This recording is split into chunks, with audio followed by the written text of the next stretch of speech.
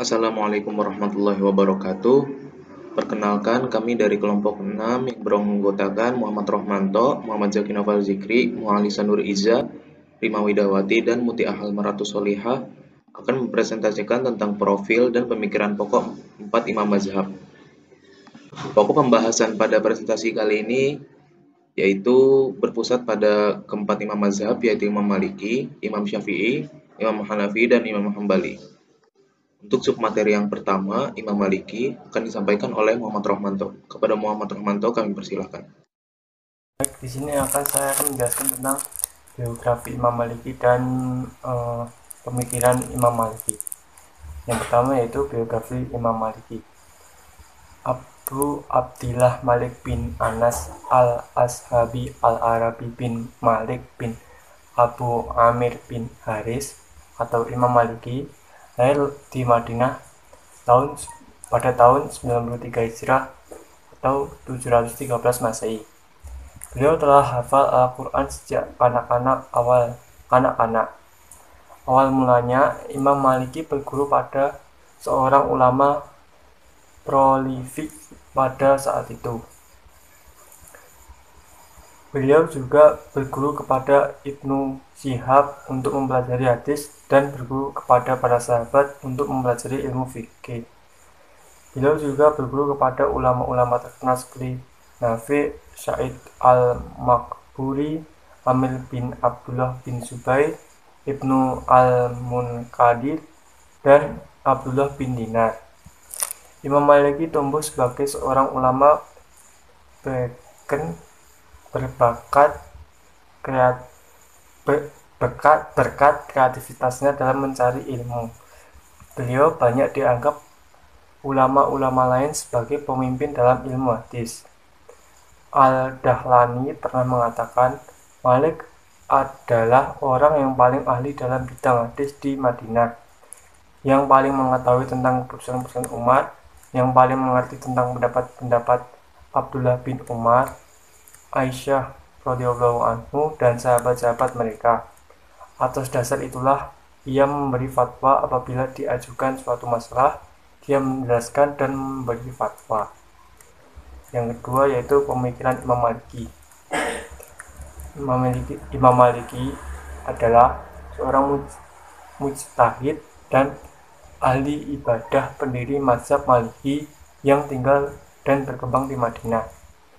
Ia sangat berpegang pada tradisi masyarakat Madinah sebagai akibat faktor sosiokultural. Hal ini tergambar dari sikapnya yang menolak periwayatan hadis-hadis yang dinisbahkan ke Rasulullah SAW yang dinilai tidak valid karena bertentangan dengan tradisi masyarakat Madinah. Ia juga mengkritik periwayatan hadis yang bertentangan dengan nas Al-Quran dan prinsip-prinsip umum ajaran Islam. Misalnya, ia menolak hadis yang menjelaskan tentang membasuh 7 kali bekas jilatan anjing, adanya khiyar al-majlis, dan hadis yang menjelaskan pemberian sedekah atas nama orang yang meninggal dunia. Akan tetapi, dalam berijtihad, Imam Maliki sangat banyak menggunakan hadis dibandingkan Imam Hanafi. Hal ini karena Madinah yang menjadi domisili Imam Maliki adalah juga menjadi domisili Rasulullah SAW, sehingga tidak mengherankan jika di dalam masyarakat Madinah banyak beredar hadis. Imam Maliki sendiri memiliki kitab hadis yang terkenal dengan nama Al-Muwatta. Kitab ini monumental pada masanya karena suatu ketika ia pernah diminta oleh penguasa untuk menjadikan kitab Al-Muwatta sebagai acuan standar di semua wilayah. Tetapi Imam Maliki menolak karena ia menyadari bahwa setiap wilayah itu memiliki cara istidlalnya sendiri-sendiri. Yang ketiga yaitu metode istidlal Imam Malik.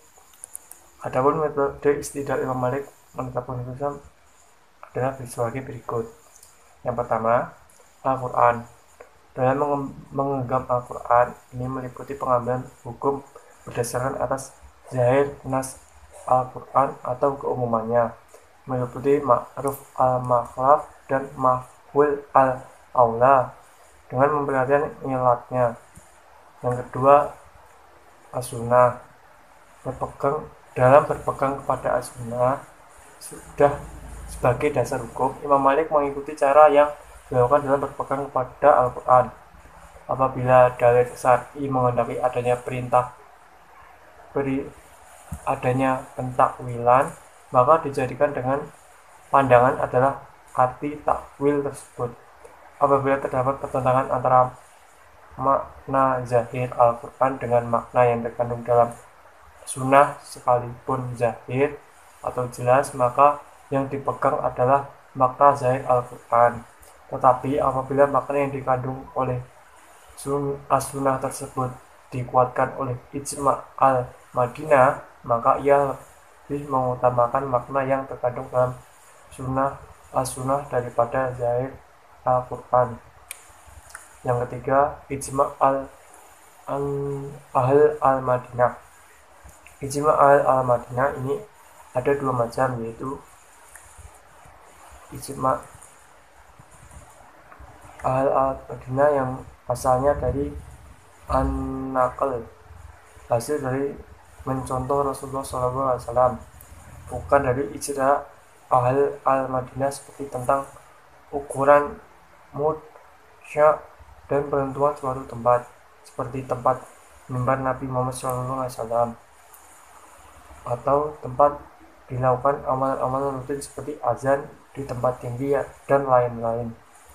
Ijma' semacam ini dijadikan hujah oleh Imam Maliki. Yang keempat yaitu fatwa sahabat. Yang dimaksud dengan fatwa sahabat di sini adalah sahabat besar yang pengetahuan mereka terhadap suatu masalah itu berdasarkan pada an-naql. Ini berarti bahwa yang dimaksud dengan fatwa sahabat itu adalah berwujud hadis-hadis yang wajib diamalkan.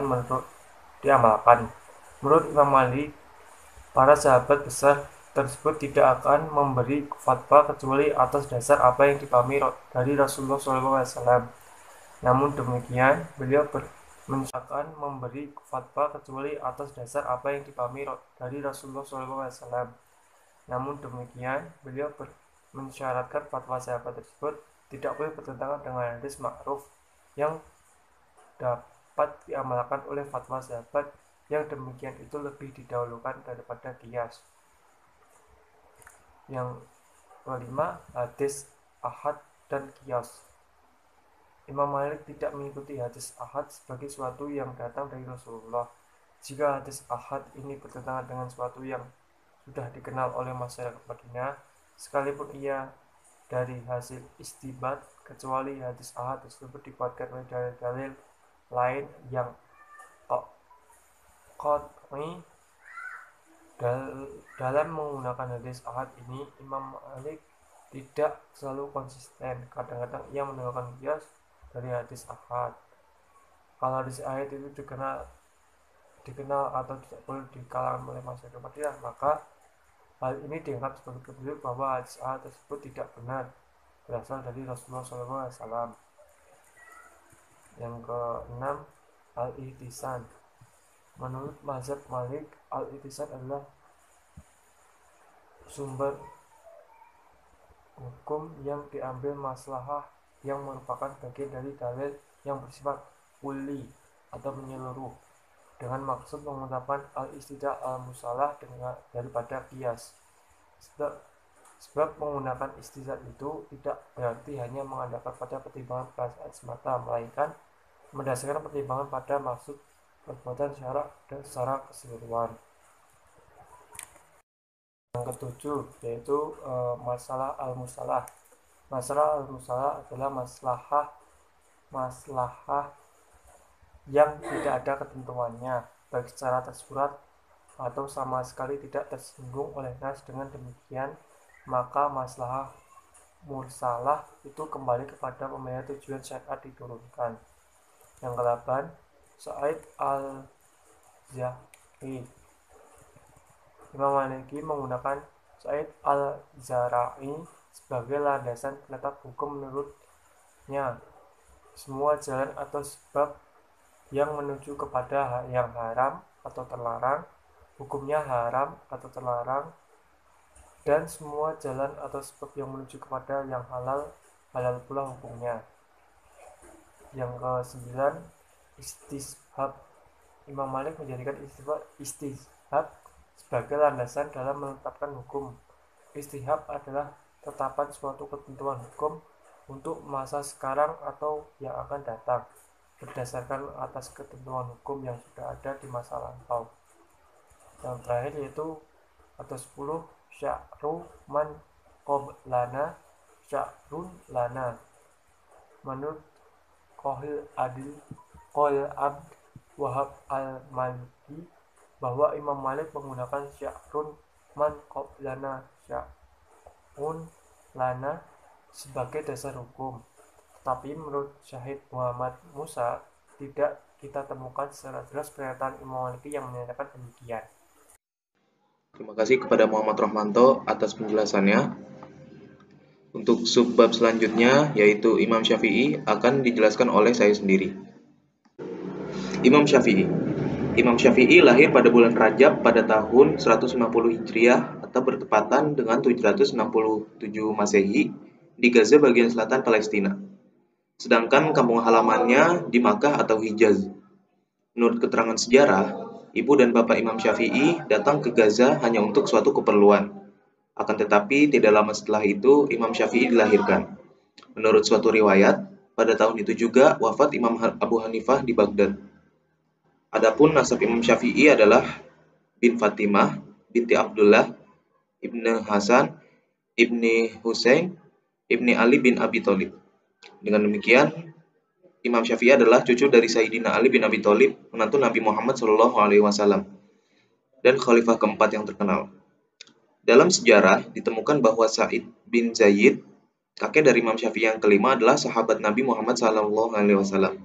Dengan demikian, beliau adalah keturunan dari keluarga bangsa Quraisy dan keturunan beliau bersatu dengan keturunan Nabi Muhammad, yaitu Abdul Manaf.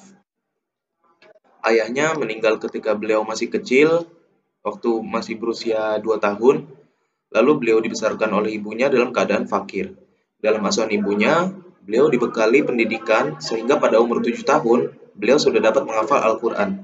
Beliau mempelajari Al-Quran pada Ismail bin Konstantin, qori kota Mekah.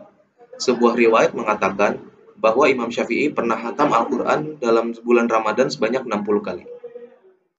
Pola pemikiran Imam Syafi'i.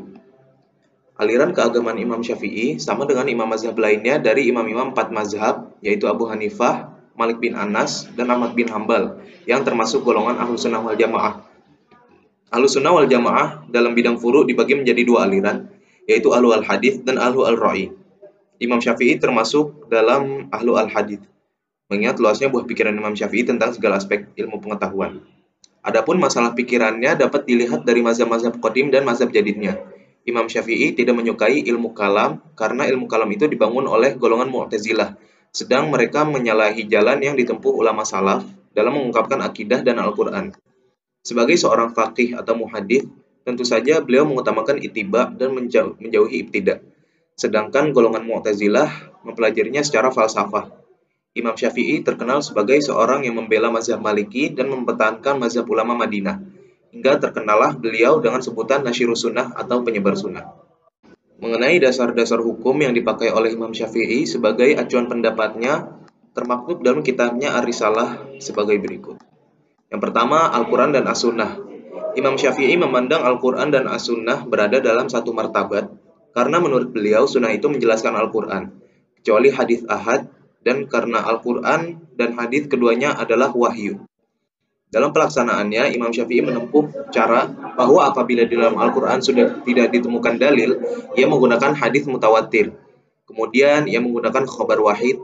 Jika tidak ditemukan dalil yang dicari dengan kesemuanya itu, maka ia coba untuk menetapkan hukum berdasarkan zahir Al-Quran dan sunnah secara berturut. Imam Syafi'i walaupun berhujjah dengan hadis ahad, namun beliau tidak pernah menempatkan sejajar dengan Al-Quran hadis mutawatir. Karena dengan Al-Quran dan hadis mutawatir sajalah yang menurut Imam Syafi'i rahimahullah, apabila suatu hadis sudah sahih sanadnya, dan mustahil tidak bersambung sanadnya kepada Nabi Muhammad SAW. Dalam menerima hadis ahad, Imam Syafi'i mensyaratkan sebagai berikut, yaitu perawinya terpercaya, perawinya berakal, dan memahami betul apa yang diriwayatkan, perawinya kuat hafalannya, Perawinya benar-benar mendengar sendiri hadis itu dari orang yang menyampaikan kepadanya, dan perawi ini tidak menyalahi para ahli ilmu yang juga meriwayatkan hadis tersebut. Yang kedua, ijma. Para sahabat semua telah menyepakatinya. Di samping itu, beliau berpendapat dan meyakini bahwa kemungkinan ijma dan persesuaian faham bagi segenap ulama itu tidak mungkin, karena berjauhan tempat tinggal dan sukar berkomunikasi. Imam Syafi'i masih mendahulukan hadis ahad daripada ijma yang bersendikan ijtihad, kecuali kalau ada keterangan bahwa ijma itu bersendikan naql dan diriwayatkan orang ramai hingga sampai kepada Rasulullah SAW. Yang ketiga, qiyas. Imam Syafi'i memakai qiyas apabila dalam ketiga dasar hukum di atas tidak tercantum, juga dalam keadaan memaksa. Hukum qiyas yang terpaksa itu hanya mengenai keduniaan atau muamalah, karena segala sesuatu yang bertalian ibadah telah cukup sempurna dalam Al-Quran dan As-Sunnah Rasulullah SAW. Untuk itu, beliau dengan tegas berkata tidak ada hukum qiyas dalam ibadah. Beliau tidak terburu-buru menjatuhkan hukum secara qiyas sebelum lebih menyelidiki tentang dapat atau tidaknya hukum itu dipergunakan. Yang keempat, istidlal atau istishab. Maulana Muhammad Ali dalam bukunya Islamologi mengatakan bahwa istidlal makna aslinya menarik kesimpulan suatu barang dari barang lain. Imam Syafi'i memakai jalan istidlal dengan mencari alasan atas kaidah-kaidah agama ahli kitab yang terang-terangan tidak dihapus oleh Al-Quran. Seterusnya, begitu tidak mau mengambil hukum dengan secara istihsan, Imam Syafi'i berpendapat mengenai istihsan ini sebagai berikut. Barang siapa menetapkan hukum dengan istihsan, berarti ia membuat syariat tersendiri. Yang terakhir, karya-karya Imam Syafi'i, murid-muridnya serta penyebaran dan perkembangan mazhabnya. Menurut Abu Bakar Al-Baihaqi dalam kitab Ahkam Al-Quran, bahwa karya Imam Syafi'i cukup banyak, baik dalam bentuk risalah maupun kitab. Al-Qadhi Imam Abu Hasan Ibnu Muhammad Al-Maruzi mengatakan bahwa Imam Syafi'i menyusun 113 buah kitab tentang tafsir, fikih, ibadah, adab, dan lain-lain. Kitab-kitab karya Imam Syafi'i dibagi oleh ahli sejarah menjadi dua bagian, yaitu kitab yang ditulis oleh Imam Syafi'i tersendiri, seperti Al-Um dan Ar-Risalah. Kitab Al-Um sendiri berisi masalah-masalah fikih yang dibahas berdasarkan pokok-pokok pikiran Imam Syafi'i dalam Ar-Risalah.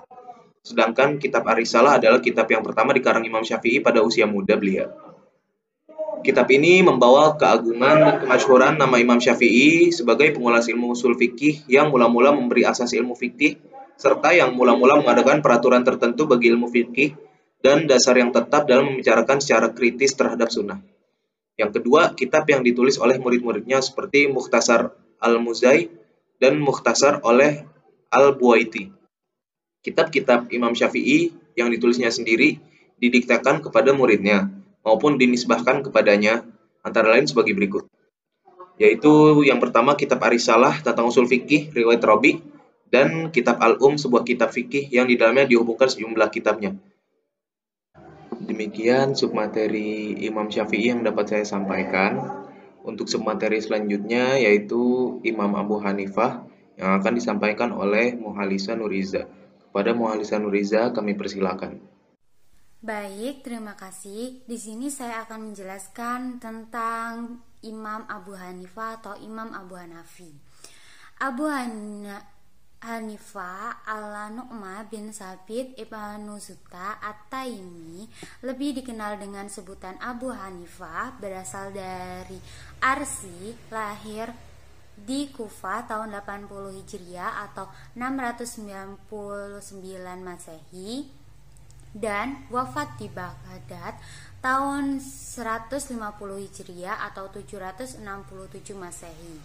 Ia hidup pada masa akhir dinasti Umayyah dan masa awal dinasti Abbasiyah.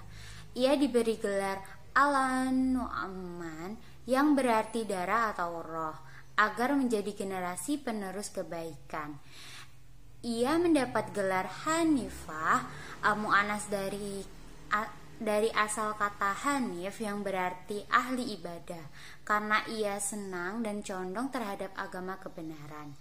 Dalam riwayat lain, gelar tersebut dikarenakan ia terus-menerus membawa tinta. Tinta dalam bahasa Irak adalah Hanifah. Abu Hanifah adalah putra Sabit bin Zuti, seorang keturunan Persia. Ayah Abu Hanifah seorang pedagang besar, ahli fikih, dan tokoh masyarakat. Abu Hanifah ikut berdagang bersama ayahnya di pasar menjual kain sutra. Imam Abu Hanifah berkonsentrasi dalam bidang fikih, tetapi ia juga mempelajari bidang-bidang lain. Dalam kehidupan, Abu Hanifah benar-benar menggali ilmu sebanyak-banyaknya. Beliau memiliki kelebihan di bidang teori, analogi, dan logika, sehingga beliau dikatakan sebagai tokoh rasional. Menurut para ahli sejarah, di antara para guru Imam Abu Hanifah yang terkenal adalah Anas bin Malik, Abdullah bin Haris, Abdullah bin Abi Aufah, Watsilah bin Al-Aqsa, Makhil bin Yasar, Abdullah bin Anis, Abu Tafail. Adapun para ulama yang pernah ia datangi untuk belajar pengetahuan, kebanyakan dari mereka adalah dari golongan tabi'in, orang yang hidup setelah masa para sahabat Nabi. Di antara para ulama yang terkenal itu adalah Imam Atta bin Abi Robah, Imam Nafi Maulana bin Umar. Sedangkan ahli fikih yang pernah menjadi guru beliau yang paling terkenal adalah Imam Hamad bin Abu Sulaiman. Adapun murid-murid Abu Hanifah yaitu Ibrahim bin Tahmah, Hamzah bin Hubayb, Zafir bin Al-Huzail, Abu Yusuf Al-Hadi, Abu Yahya Al-Hamani, dan lain sebagainya. Imam Abu Hanifah pernah ditunjuk oleh Imam Hubayurah, salah satu wali Irak, untuk menjadi hakim, namun tawarannya yang diberikan oleh Hubayurah ditolaknya. Tawaran semacam itu pernah dialami Abu Hanifah pada masa Abbasiyah. Sama dengan sebelumnya, tawaran seperti itu ditolak Abu Hanifah, sehingga Abu Hanifah dipenjara sampai meninggal dunia pada tahun 150 Hijriah atau 767 Masehi. Pemikiran Imam Abu Hanifah terbagi menjadi dua, yaitu pemikiran pokok atau primer dan pemikiran sekunder. Pemikiran pokok yang pertama ada kitab Allah atau Al-Quran. Dalam memahami Al-Quran, ulama mazhab Hanafi tidak hanya melakukan interpretasi terhadap ayat-ayat yang masih mujmal, tetapi mereka juga melakukan penelaah terhadap am dan kas ayat Al-Quran tersebut.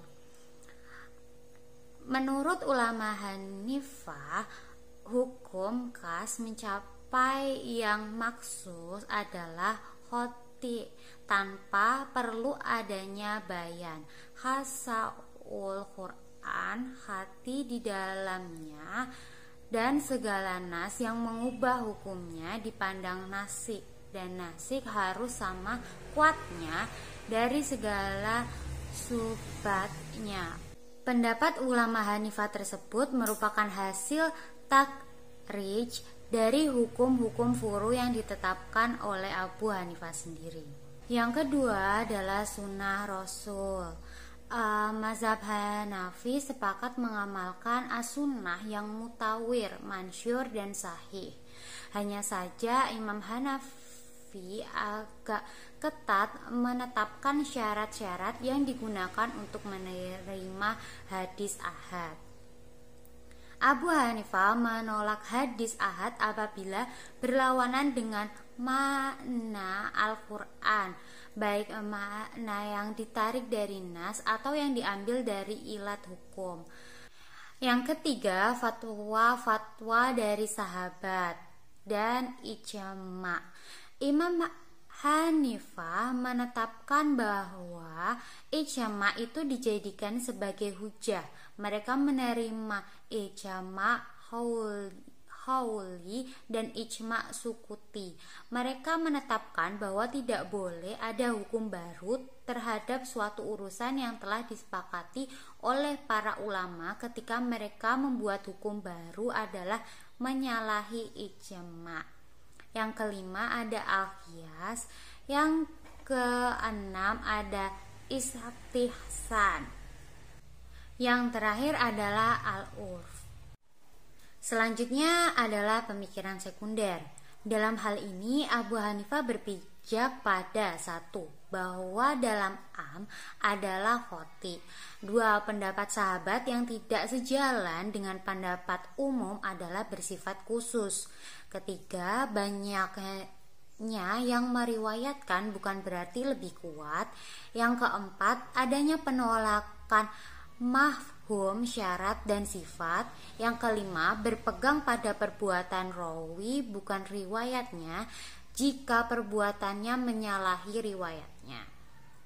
Yang keenam, mendahulukan qiyas atas hadis ahad yang dipertentangkan. Yang ketujuh, menggunakan istihsan dan meninggalkan qiyas jika diperlukan. Imam Abu Hanifah dalam pemikiran fikihnya banyak mengambil fikih Mekah dan Madinah dan meriwayatkan hadis Rasulullah. Selain itu juga Imam Abu Hanifah banyak mempersoalkan cabang-cabang dari suatu pokok, banyak menggunakan qiyas, membuat masalah-masalah yang belum terjadi untuk diberikan hukum atau yang dinamakan hukum tahdiri. Usaha Imam Abu Hanifah mengembangkan fikih tahdiri. Atas dasar inilah Imam Abu Hanifah melakukan istinbat hukum, dan cara ini menjadi dasar penggunaan dalam menentukan dan membina hukum Islam. Sekian yang dapat saya sampaikan, saya kembalikan ke moderator. Di sini saya akan memaparkan mengenai pemikiran-pemikiran Imam Abu Hanifah dalam bidang fikih. Yang pertama yaitu memudahkan dalam urusan ibadah dan muamalah. Misalnya, Abu Hanifah berpendapat bahwa jika badan atau pakaian terkena najis, maka boleh dibasuh dengan barang cair yang suci, seperti air bunga mawar, cuka, dan tidak terbatas pada air saja. Dalam hal zakat, Abu Hanifah membolehkan zakat dengan nilai uang sesuai dengan banyaknya kadar zakat. Yang kedua, yaitu berpihak pada yang fakir dan lemah. Contohnya, Abu Hanifah mewajibkan zakat pada perhiasan emas dan perak, sehingga zakat itu dikumpulkan untuk kemaslahatan orang-orang kafir. Abu Hanifah berpendapat, orang yang mempunyai hutang itu tidak wajib membayar zakat jika hutangnya lebih banyak dari uangnya. Ini menunjukkan belas kasihnya kepada orang yang punya hutang. Dan yang ketiga, pembenaran atas tindakan manusia sesuai dengan banyaknya kadar kemampuannya. Abu Hanifah berusaha menjadikan amal manusia itu benar dan diterima selagi memenuhi syarat-syaratnya. Contohnya, ia berpendapat bahwasannya Islamnya anak kecil yang berakal tapi belum balik dianggap sebagai Islam yang benar seperti halnya orang dewasa. Kemudian yang keempat yaitu menjaga kehormatan manusia dan nilai-nilai kemanusiaannya. Karena itu, Abu Hanifah tidak mensyaratkan wali nikah bagi perempuan yang balik dan dewasa atas orang yang dicintainya. Baginya, hak untuk menikahkan dirinya sendiri dan nikahnya sah. Dan yang kelima, yaitu kendali pemerintah di tangan seorang imam atau penguasa. Karena itu, kewajiban seorang imam, pemimpin secara syariat, untuk mengatur kekayaan umat Islam yang membentang luas di atas bumi untuk kemaslahatan umatnya. Kewajiban lainnya adalah pengaturan kepemilikan tanah mati bebas bagi yang mengolahnya, yaitu menjadikannya lahan siap pakai. Dan pendapat Imam Abu Hanifah yang berkaitan dengan fikih lainnya yaitu bahwa benda wakaf masih tetap milik wakaf. Nah, kedudukannya dipandang sama dengan kedudukan ariyah, yaitu pinjam-meminjam, karena masih tetap milik wakif. Benda wakaf dapat dijual, diwariskan, dan dihibahkan wakif kepada yang lain, kecuali wakaf untuk masjid, wakaf yang diputuskan berdasarkan keputusan hakim, wakaf wasiat, dan wakaf yang diikrarkan. Secara tegas, wakaf itu terus dilanjutkan meskipun wakif telah meninggal dunia. Untuk submateri yang terakhir yaitu Imam Ahmad bin Hambal akan disampaikan oleh Mutiahal Maratu Solihah dan Rima Widawati. Kepada mereka berdua kami persilakan. Yang selanjutnya yaitu mengenai profil dan pemikiran Imam Hanbali. Yang pertama, biografi Imam Hanbali. Nama lengkapnya adalah Ahmad bin Muhammad bin Hanbal bin Asad bin Idris bin Abdullah bin Hasan al-Sabani. Ia lahir di Baghdad pada bulan Rabiul Awal 1604 Hijriah. Ahmad bin Hanbal adalah seorang yatim piatu yang dibesarkan oleh ibunya karena ayahnya meninggal ketika dia masih bayi. Ibunya bernama Syarifah Maimunah binti Abdul Malik bin Sawadan bin Hindun al-Sabani.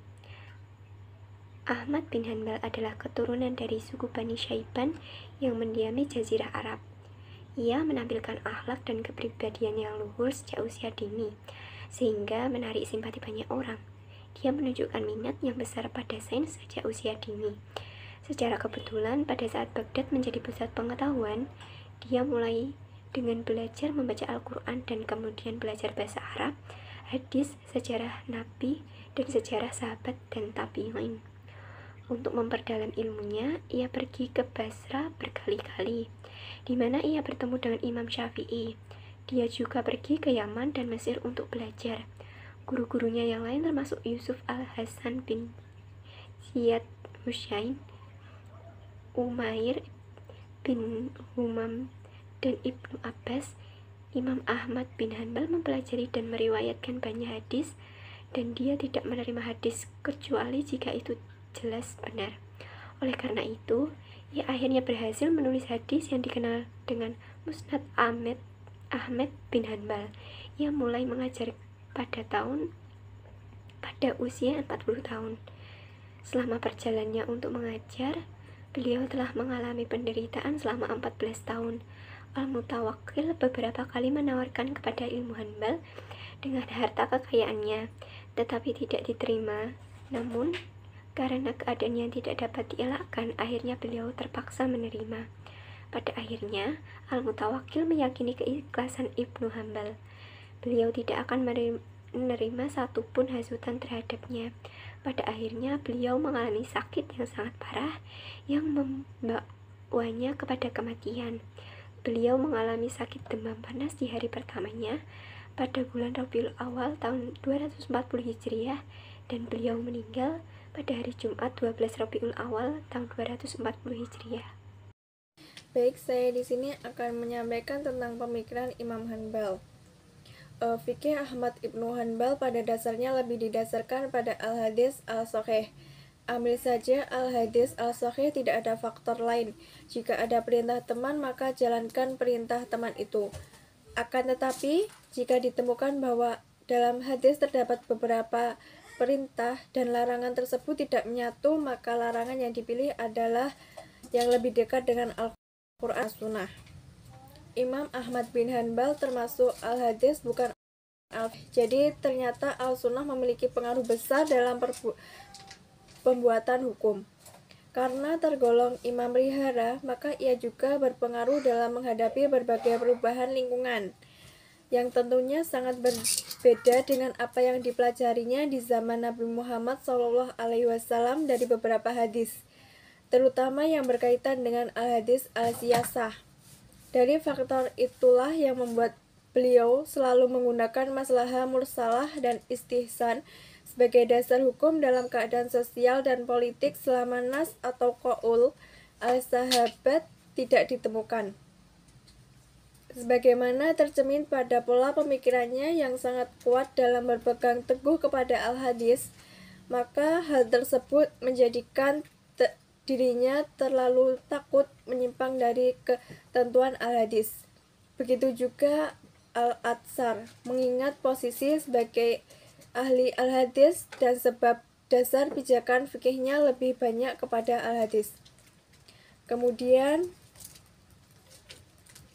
metode istidlal Imam Hanbali. Yang pertama ada Al-Quran dan Al-Sunnah Al-Sahih. Jika beliau sudah menemukan nas, baik dari Al-Quran maupun Al-Hadis Al-Sahih, maka dalam menetapkan hukum Islam adalah dengan nas tersebut. Sekalipun ada faktor-faktor lain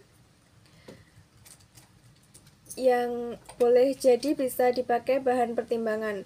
Yang kedua, fatwa pada sahabat Nabi SAW. Jika tidak ditemukan dalam nas yang jelas, maka beliau menggunakan fatwa-fatwa dari para sahabat Nabi Shallallahu Alaihi Wasallam yang tidak ada perselisihan di antara mereka. Apabila terjadi perselisihan, maka yang diambil adalah fatwa yang beliau pandang lebih dekat kepada nas, baik Al-Quran maupun Al-Hadis. Yang ketiga ada Al-Hadis Al-Mursalah dan Al-Hadis Al-Daif. Jika ada ketiganya tidak ditemukan, maka beliau menetapkan dari dasar Al-Hadis Al-Mursal atau Al-Hadis Al-Daif.